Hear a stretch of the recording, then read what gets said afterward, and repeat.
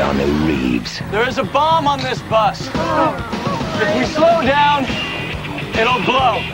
Dennis Hopper. You try to take any passengers off the bus, I will detonate it. Sandra Bullock. There's a turn. I can't make that turn. Join the adrenaline rush that is Speed. Our Tuesday night movie, 9:30, BBC One.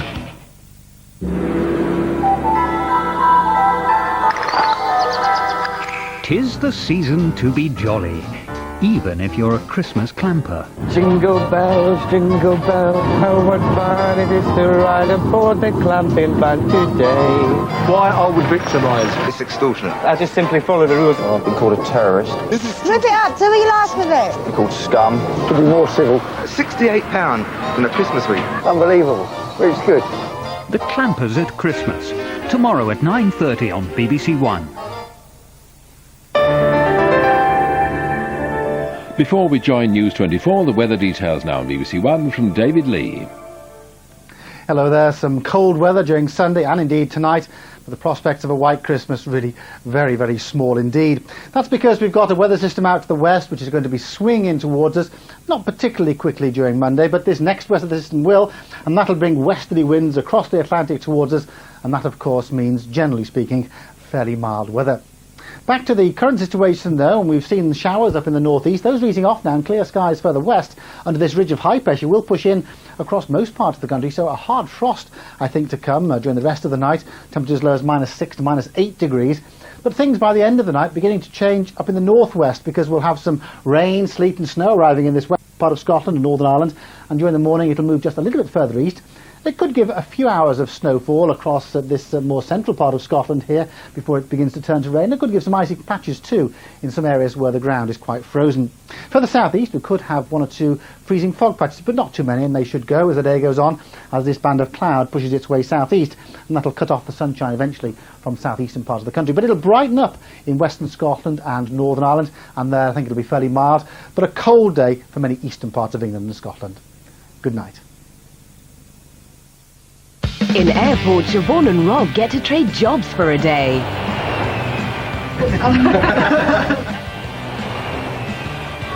Which way's Cape Pie? Oh no, that way. That way. There's a man with sunglasses. Hello. Mr. Manilow, Mr. Manilow. Oh, you're looking gorgeous, Mr. Manilow. What's this about? Hello, love. Yeah. An airport Christmas special, Tuesday at 8 on BBC One. Americans are great liars. We did not give our country to you. You stole it.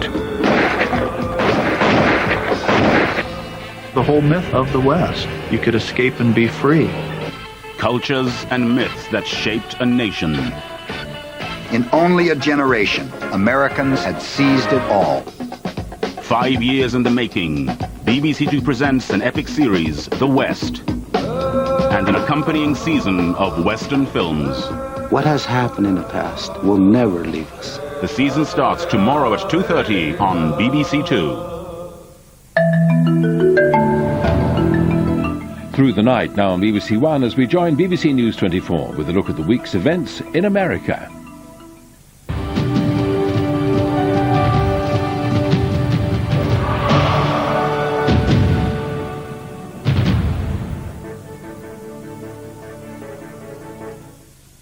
Entertainment culture in your book, but you do say that it's very difficult for those areas of national life that don't lend themselves to being entertaining. Does that worry you, for example, that high-minded literary works don't have much entertainment value, therefore they become marginalized? Well, you're absolutely right. I'm largely non-judgmental because I intended this book to be diagnostic rather than prescriptive, and I think many books of cultural criticism are written from the mountaintop condemning how entertainment debases the culture. But I think you do finger one thing that does concern me, and that is that if entertainment is an inexorable force, as I believe it is, it marginalizes anything serious. Serious art, serious literature, serious politics, serious issues, and I'm a pluralist. I'm a one who likes my entertainment and likes seriousness, and I'd like to think that we can get some kind of balance in this culture, though it's increasingly difficult to do so. The Broadway production of The Blue Room, a play starring Nicole Kidman and Ian Glenn, opened this week after its huge success in the West End of London. It's just one of a whole series of British productions which are taking New York by storm, but this one is creating more than the usual stir. The BBC's arts correspondent Rosie Millard went along to the opening. Last night, Blue Room fever swept New York. Inspired perhaps by descriptions of its star Nicole Kidman naked on stage, the run had sold out weeks ago. Tickets for the American premiere had changed hands for 8 times their face value. In London, critics had suggested Miss Kidman was akin to theatrical Viagra, although the top theatre critic in New York refused to get excited about it all. She's very confident on the stage. It's a very assured performance. It's a chilly play, I think. I never felt stirred by it emotionally, but it's a slick production. Where was I? Timbuktu. Oh, yeah. I'm rambling, but my life is a search. A search? Yeah. Yeah, for a love which stays real. And what are Miss Clooney's views on the subject? What is this with Bridget? She's your girlfriend, after all. Is she? It says in the papers. Perhaps somebody should have told me. Oh, Malcolm, come here. Yet with their mix of British sophistication and Hollywood glamour, Nicole Kidman and her co-star, Scottish actor Ian Glenn, were never going to disappoint.